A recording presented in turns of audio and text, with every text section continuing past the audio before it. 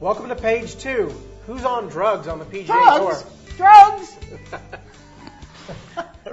What is Golfweek's policy on drugs, Dave? Just to be sure. I'm on Dayquil right now. Would I not pass? Rex, Gary Player got into a little bit of hot water. Was it a couple weeks ago at the British Open? Is it just Gary being Gary, or what's your take? It's a little bit out of bounds, but you know what? It's a topic that needs to be addressed. I mean, for him to throw 10 names, which I think is what he said, that he knows of guys that have taken some sort of performance. Couldn't he just give us initials? Well, yeah, he could have. I think that probably would have given it away, though.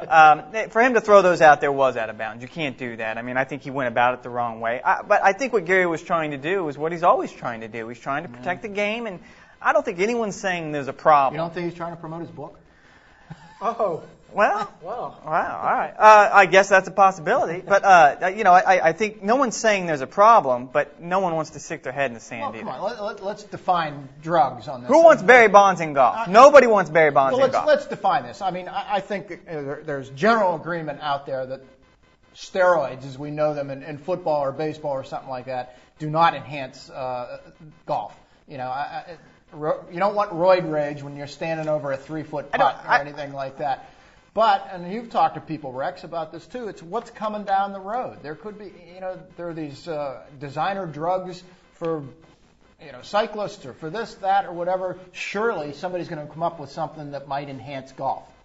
There is a miscommunication program out there right now when it comes to this type of thing, though, because that's what everyone thinks. That's the fallback. That no one wants roid rage when you're standing over a 3-footer. But the truth of the matter is if you have a guy who's injured, if you have a guy who needs to play more, if you have a guguy that does want to get a little stronger in the right areas, if taken the right way, if you cycle off, if you do it under the right supervision, you can get 20 injury is probably the biggest deal. Yeah. So I don't think it's out of the realm of possibility. I mean, our 10 guys doing it, I would really have a hard time doing that, but I wouldn't put it out. I can't give names. I mean, I promised them I wouldn't give names. I mean, I gave an oath. But seriously, not 10 guys?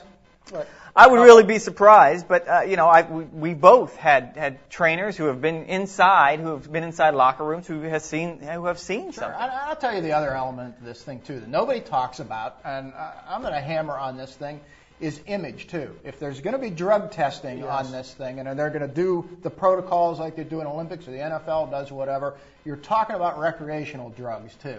And Tim Fincham, they're so image conscious over there. Does he want guys testing positive for marijuana? Does he want guys testing positive for some other things out there like that? And you can't tell me there aren't guys out there smoking some dope now and again. Well, I think they'll probably do a blind sample, just like they do in Major League Baseball, where it will remain, unless a guy pops for a certain substance. I think it would remain confidential. I mean, the bigger question here is it's toothless. I mean, there is no test for HGH, which is probably the designer drug. Human growth hormone. There is no test for that. Okay. So, I mean... Dave, that rolled off the tongue easy.